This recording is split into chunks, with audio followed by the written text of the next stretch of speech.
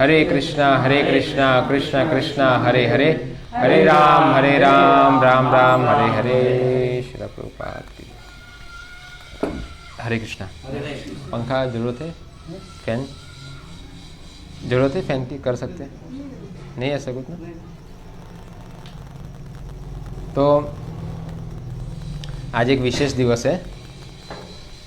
हालांकि हमारे कैलेंडर के अंदर वर्णन नहीं होता, मगर वराह भगवान लॉर्ड वराह, पता है आपको?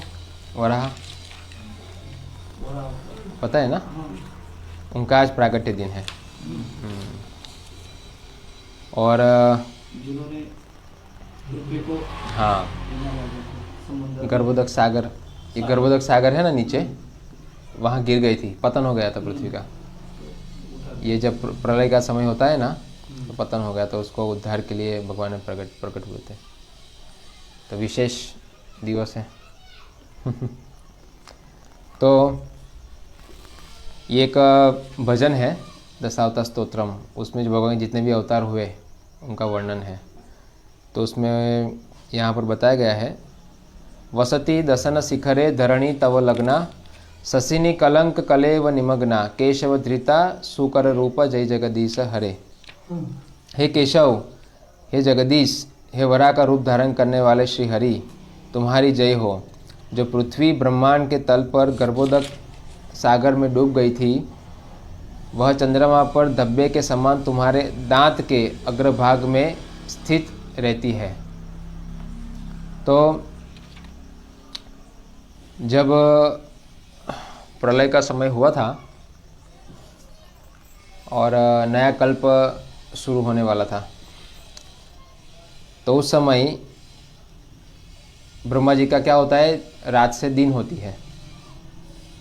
ब्रह्मा जी का जो चतुर्युग होता है, सत्ययुग, द्वापर, सतयुग, त्रेता, द्वापर, कलयुग, ऐसे 4 युग होते हैं। उसकी ऐसे 1000 युग होते हैं ना, तो ब्रह्मा जी का एक दिवस होता है, उसे कल्प कहते हैं। तो कल्प का जब अंत होता है, हाँ, भूत्वा भूत्वा प्रलीयते, जब कल्प का अंत होता है तब प्रलय होता है। और जब प्रलय होता है तो इसी प्रकार प्रलय का मतलब ही होता है कि धरती पर भार बढ़ जाना, पृथ्वी भारी हो जाती है, तो ऐसे उसका पतन होता है। समझे? तो ये जो कल्प शुरू हुआ था, ब्रह्मा जी के नया दिन, उसे कहते हैं वराह कल्प। तो वो पूरे कल्प का नाम ही वराह था, क्योंकि वराह भगवान प्रकट हुए थे, प्रथम अवतार। ब्रह्मा जी के दिन की शुरुआत में ही, यानी नया जब कल्प शुरू हुआ, वो दिन की शुरुआत में पहला जो भगवान का अवतार था वो ये थे, वराह। तो इसलिए वराह कल्प कहते हैं। और कैसे प्रकट हुए थे वराह भगवान? अकल्पनीय है। ब्रह्मा जी को छींक आई थी। जब ब्रह्मा जी अपने सभी मंत्रीगण के साथ बैठे हुए थे और उस समय उनको छींक आई, तो छींक में क्या निकले? वराह भगवान निकले। अब जब निकले तब तो बहुत छोटे थे, ऐसा बताया जाता है, ब्रह्मा जी के एक अंगूठे की तरह, यानी ब्रह्मा जी का और हमारे अंगूठे में बहुत अंतर है। तो वैसे वो प्रकट हुए थे और धीरे धीरे फिर अपना रूप बड़ा किया और सीधे कहाँ पर आए? गर्भोदक सागर में। और पृथ्वी क्या लगती है उनकी?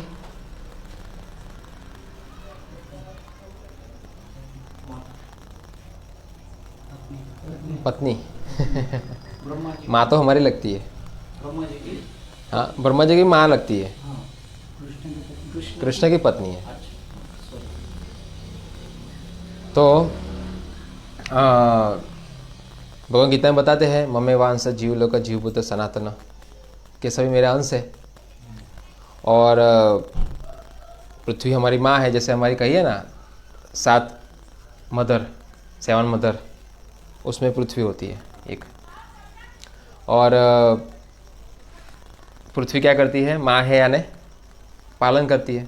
तो हमें यहाँ पर जो भी उत्पादन हो रहा है तो कौन कर रहा है? वो पृथ्वी कर रही है ना। वही जो खाना देती है और हम उसको खाते हैं, पोषण मिलता है, शक्ति मिलती है। तो इसी प्रकार पृथ्वी कौन है? धात्री। हाँ, ये पालन है, पालन करती है। जैसे गाय पालन करती है, ब्राह्मण की पत्नी, राजा की पत्नी, स्वयं की माँ, सब ये सब कौन है? मदर, माँ है। तो इसी प्रकार सभी ये भौतिक संसार और ये यहाँ पर जो लोग जन्म लेते हैं उसका उद्देश्य क्या है? कि भगवत प्राप्ति के लिए।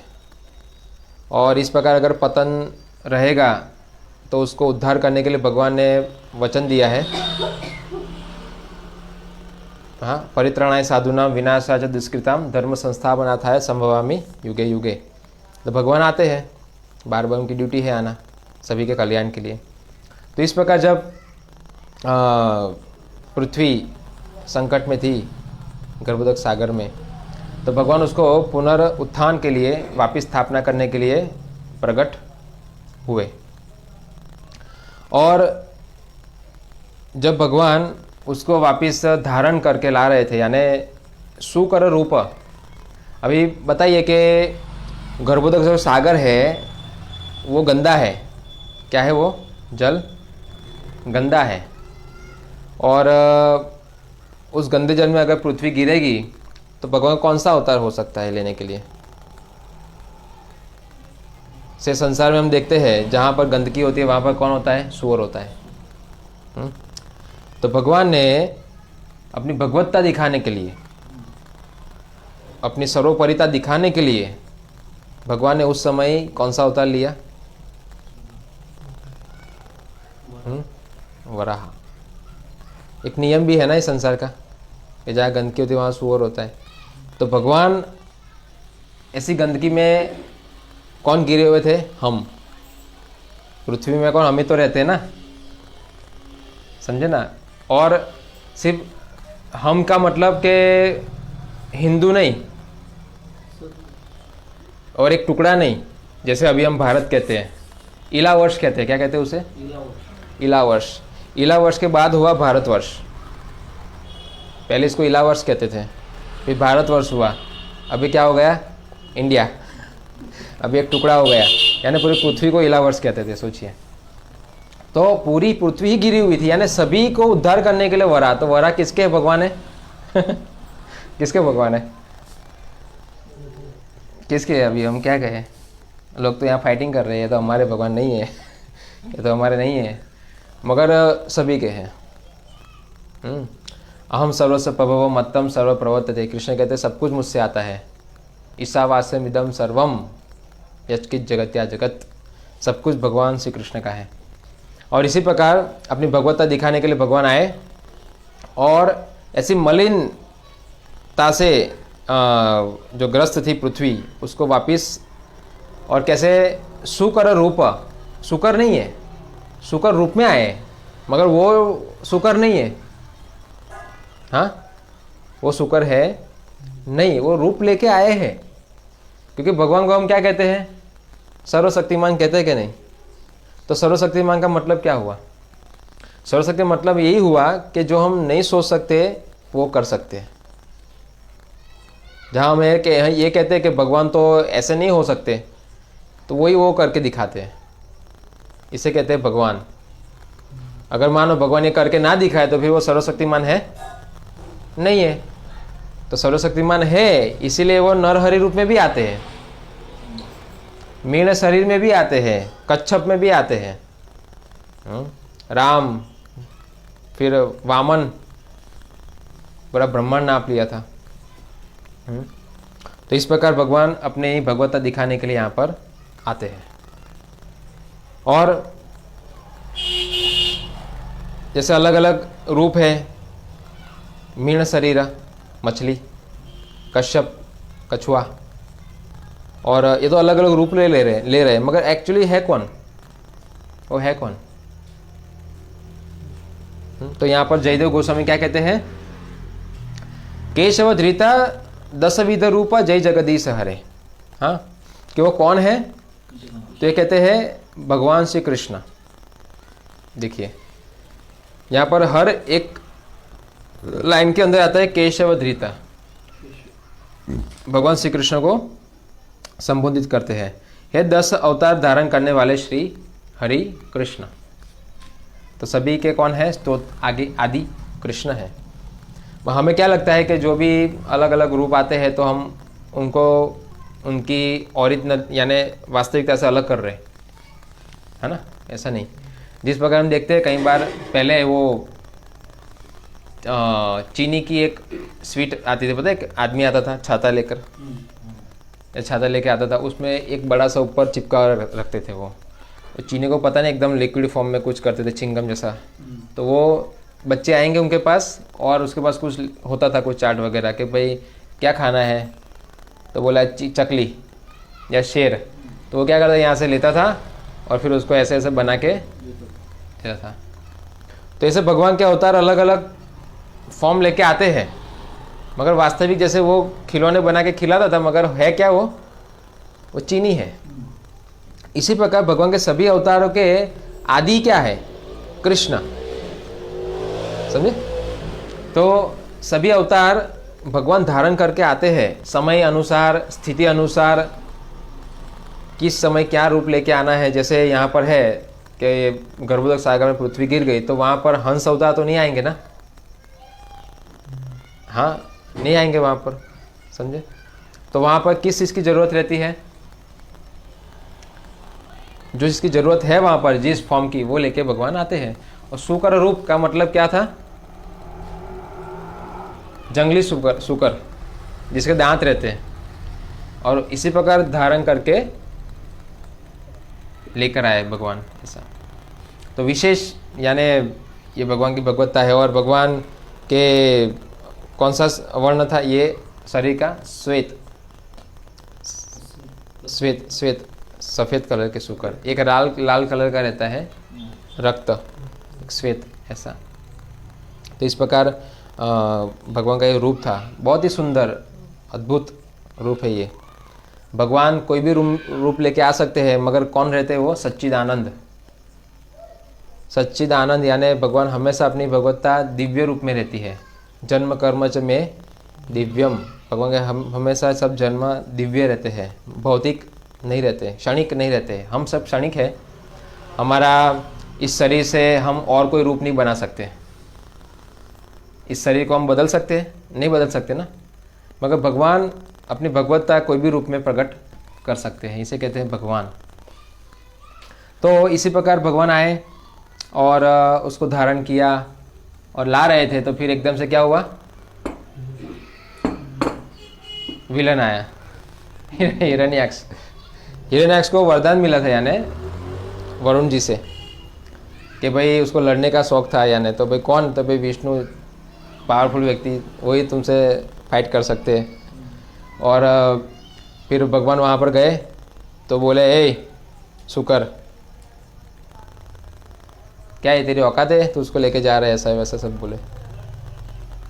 तो प्रभुपाद लिखते हैं अपने तात्पर्य में कि लोग जब भगवान के ऐसे रूप होते हैं तो लोग उसको पशु समझते हैं।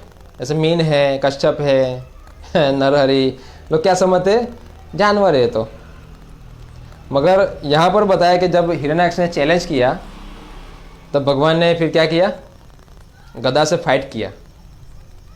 हाँ, और गदा से फाइट किया और फिर उसको परास्त भी किया। उसमें बताया गया है, प्रभुपाद जी लिखते हैं तात्पर्य में, कि एक फिल्म की मूवी की तरह हुआ था। हिरण्याक्ष बोल रहा था ये मेरी प्रॉपर्टी है, हाँ, और वरा भगवान कहते तो मेरी पत्नी है। तो उस समय दोनों के बीच में फाइट हुई। ऐसे प्रभुपाद कहते हैं कि वो सांड, 2 सांड लड़ते हैं ना गाय के लिए, ऐसे यहाँ पर हिरण्याक्ष और वराह दोनों फाइट कर रहे थे। और हम देखते हैं, हमेशा से हम देखते हैं कि किसका विजय होता है? अजीत।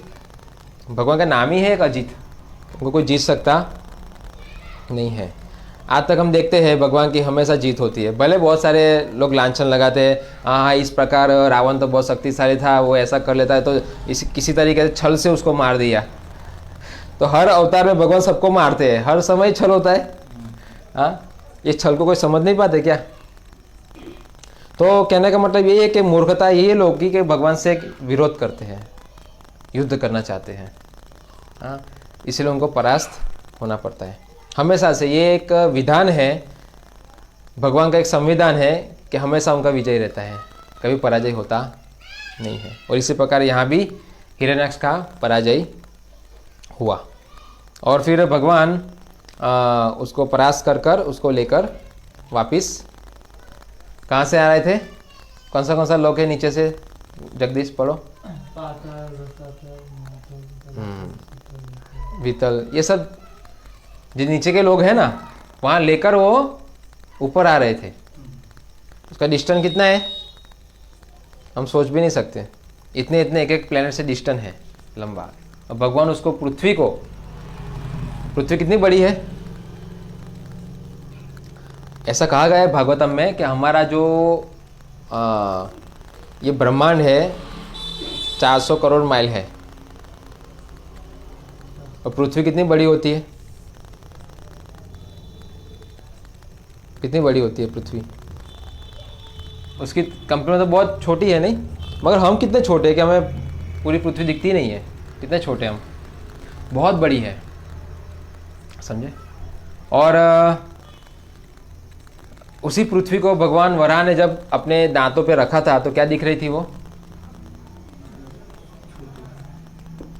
समुद्र में कंकर कैसा दिखता है, इतना छोटा वो दिख रहा था। यहाँ पर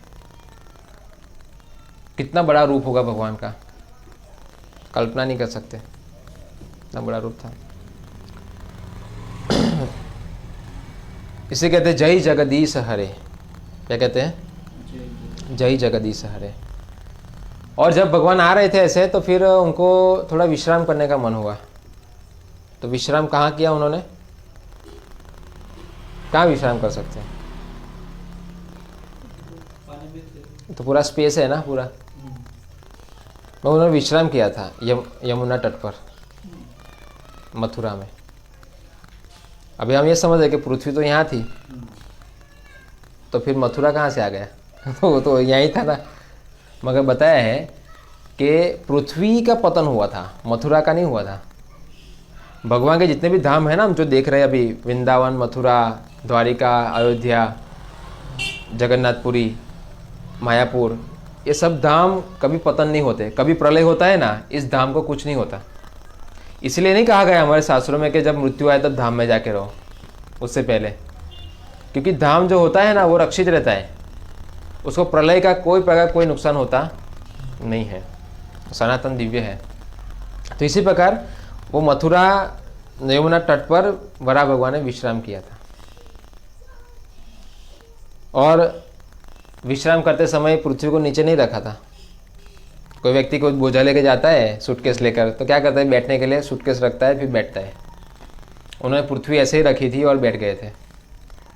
तो इससे हमें पता चलता है कि उनको कोई भार लग रहा भार नहीं लग रहा था। हमें दिखाने के लिए ऐसा है कि यहाँ रखा है ऐसा विश्राम एक लीला है, ये बिताने के लिए कि ये धाम सनातन है। जब हिस्ट्री हम जब ये पढ़ते हैं, हमारा इतिहास, तो उसमें आएगा ना कि भाई वो धाम आया था, उसका मतलब वो सनातन है, ये प्रदर्शित करता है। तो इसलिए हमेशा भगवान के धाम में रहना चाहिए। कैसे रहेंगे भगवान के धाम में हमेशा? अभी हम सब कुछ छोड़ के वृंदावन तो नहीं जा सकते, तो क्या करें? अन्य हृदय मन मोरो मन वृंदावन। क्या हम अपने हृदय को वृंदावन बना दे, धाम बना दे? कैसे बना सकते हैं? अपने ही घर के अंदर भगवान की सेवा पूजा शुरू करें, उनको भोग लगाना, माला जप करना, उनके बारे में पढ़ना। जैसे भागवत पुराण है, परिवार के साथ बैठ के हम पढ़े, तो वो धाम क्या हो जाएगा? गोलोक के गृह थे गोलोक भाई, एक घर ही क्या बन जाएगा? गोलोक। तो प्रभुपाद कहते हैं कलयुग में तो ये तो एक हिरण्यकशिपु और हिरण्याक्ष 2 असुर थे ऐसे। मगर कलयुग के अंदर तो प्रोग्रेस बढ़ रही है, असुरों की वृत्ति बढ़ रही है, जनसंख्या। हर जगह पर ऐसे ही मानसिकता वाले लोग हमें मिलते हैं। तो बहुत कलयुग में बहुत डेंजरस है। और इसलिए ये जो कोरोना एक सिद्धांत दे रही है, क्या कहते हैं उसको, स्टे होम, घर में रहो, ज़्यादा बाहर मत निकलो। अच्छा है ना, तो घर में क्या करेंगे रहकर, यही अभ्यास करेंगे बैठ के फिर एक परिवार के साथ। हाँ, हम कैसे भाई अभी यहाँ से हम सभी कलयुग में और भौतिक संसार से निकल के भगवत धाम जाए, उसका प्रयोजन करेंगे। इसी प्रकार उनकी लीलाओं का स्मरण कर कर। तो इसी प्रकार उन्होंने फिर वहाँ पर वापस वो जगह पर उसको स्थापित किया। कहाँ पर स्थापित किया? ये 7वां स्तर जो है, हाँ, पृथ्वी, भूखंड, मृत्युलोक, जहाँ पर सब मनुष्य, सब जनजातियाँ और सब लोग रहते हैं, वापस वहाँ पर स्थापित किया। तो यही भगवान का हम देख सकते हैं कार्यकलाप, भगवान की हमारे प्रति जो भावनाएं हैं, हाँ, कितना कुछ करते हैं भगवान। जरूरत नहीं है, न तस्य कारण करणम च विद्यते, कुछ करने की जरूरत नहीं है, तब भी वो बहुत कुछ करते। हमें तो एक झोली उठानी होती है, वो बहुत भार लग जाती है, माला थैली। भगवान का नाम जप करना होता है, एक थैली हमें भार लग जाती है, नहीं? कई बार कुछ सेवाएं हमें भार लग जाती है। भगवान पूरी पृथ्वी को उठाकर अपनी जगह पर स्थापित करते हैं। और ऐसे तो अनंत भगवान की लीलाएं हैं।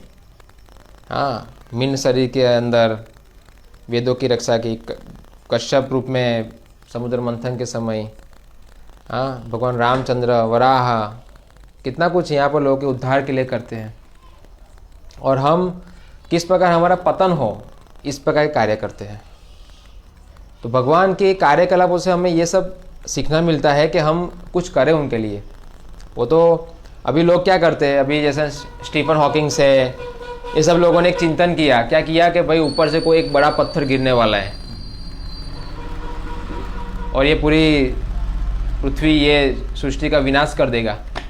हाँ, तो भाई तुम्हें ये टेंशन लेने की ज़रूरत नहीं है, तुम्हारा काम नहीं है टेंशन लेना। हाँ, पृथ्वी भगवान की पत्नी है और हमेशा पत्नी की रक्षा कौन करता है? हमारे इतिहास में देखते हैं हम तो, संस्कृति में पति है ना। बचपन में पति के साथ, पिता के साथ रहती है लड़की, बड़ी होकर पति के साथ, बूढ़ी होने के बाद बच्चों के साथ। तो उनका देखभाल कौन करता है? करता है ना, पुरुष ही करता है ना। तो यहाँ पर कौन कर रहा है रक्षा? पुरुष। गोविंदम आदि पुरुषम तमहम भजामि, ब्रह्मा जी कहते हैं कि उस गोविंदा में भजन करता हूँ। भगवान को क्या करना पड़ा? ब्रह्मा जी को छींक आई और वराह आए। हाँ, ब्रह्मा जी को भी पता नहीं था, समझे? तो भगवान कार्यकलाप समझना बहुत मुश्किल है। इसलिए ब्रह्मा जी क्या कहते हैं भागवतम में कि बहुत सारे लोग कहते हैं आपको, मैं आपको समझ गया, मगर मैं कहता हूँ मैं अभी आपको समझा नहीं हूँ। बुद्धि के देवता है ब्रह्मा जी, आदि देवता है यहाँ के, सृष्टि उनसे उत्पन्न होती है। तो वो कह रहे हैं कि मैं आपको समझा नहीं हूँ। तो हम सब कैसे समझें? तो समझने के लिए एक ही सरल रास्ता है, भक्ति। भक्ति के बिना हम भगवान को समझ पाएंगे नहीं। भक्ति अनन्या शक्य, भक्ति के अलावा हम ये संभव नहीं है भगवान को समझना। तो इसीलिए ये सब जो कार्यकलाप है भगवान के, ये सिखाते हैं कि सर्वधर्मान परित्यज्य मामेकम शरणम व्रज अहम त्वा सर्व पापेभ्यो मोक्षयिष्यामि मा शुचः। भगवान कहते हैं कि मेरी शरण लो, ये दिखाते हैं। हमारी संस्कृति जो है भारत की, भगवान की शरण लेने की है। अभी तो राम मंदिर बन रहा है तो लोगों को शरण लेनी चाहिए। हम बहुत सारे मूर्खता में रहे, राम काल्पनिक है, ऐसा है वैसा है, नहीं। मगर मूर्खों को पता नहीं चला कि हमेशा राम का कभी पराजय होता नहीं है। थोड़े असुरों को थोड़ा आनंद देने के लिए कुछ समय तक फाइट करते हैं, जैसे यहाँ भी हिरण्याक्ष के साथ टिंग टिंग ऐसा किया, मगर वो तो एक ही चुटकी में मार सकते थे, तनु भृंगम। मगर उसको मजा देने के लिए अभी मार दिया तुरंत ही, तो उसका जो शौक था लड़ने का, अरे मुझे कोई स्ट्रांग व्यक्ति के साथ लड़ना है, तो भगवान दिखाएंगे ना, थोड़ा थोड़ा मार भी खाएंगे, थोड़े गिर भी जाएंगे, अरे ऐसे, तो उसको क्या लगेगा थोड़ी देर के लिए, देखो देखो मैंने मारा, मैं शक्तिशाली हूँ, थोड़ा उसको आनंद देते हैं।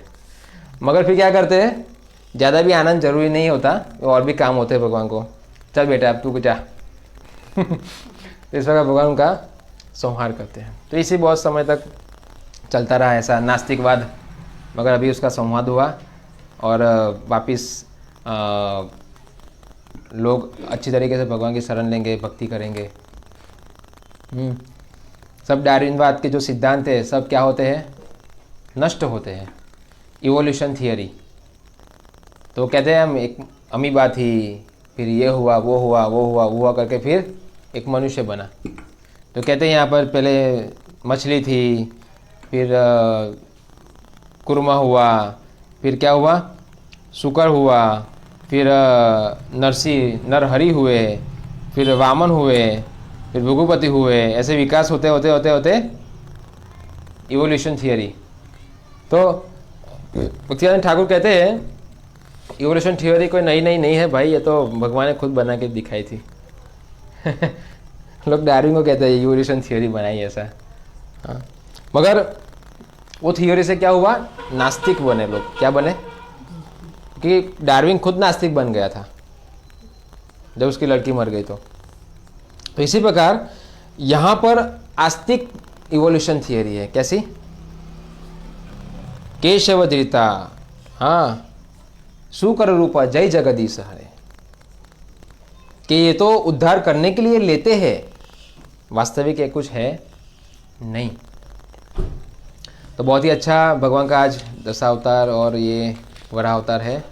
काफ़ी अच्छा हमें मार्गदर्शन मिलता है कि जो भी लोग चिंता कर रहे हैं समाज की, पृथ्वी की, ये होगा वो होगा, चंद्र पे जाएंगे, ज़रूरत नहीं है सब कुछ टेंशन लेने की। सबकी जिम्मेदारी भगवान ने ली है और वो इस प्रकार पालन भी करते हैं।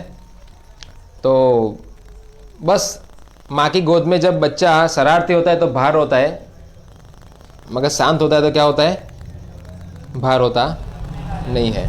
तो बस यहाँ पर असुर लोग होंगे तो इससे पृथ्वी थोड़ी भारी हो जाती है, ठीक है। मगर जब भगवान आके उनका संहार करते हैं तो क्या हो जाती है, पृथ्वी वापस हल्की हो जाती है। यानी संहार का मतलब क्या हुआ, बच्चों को बाप आके थोड़ा लगाएगा ना ऐसा, सीधा बैठ तो फिर वो सब शांत हो जाते हैं। तो फिर ऐसे ही भगवान आगे क्या करते हैं, परित्राणाय साधुना विनाशाच दुष्कृताम, बदमाश लड़कों को मारते, थोड़ा पनिशमेंट करते हैं यहाँ पर। ऐसे ही है और कुछ नहीं। हरे कृष्णा। वराह भगवान की जय। श्रील प्रभुपाद की जय।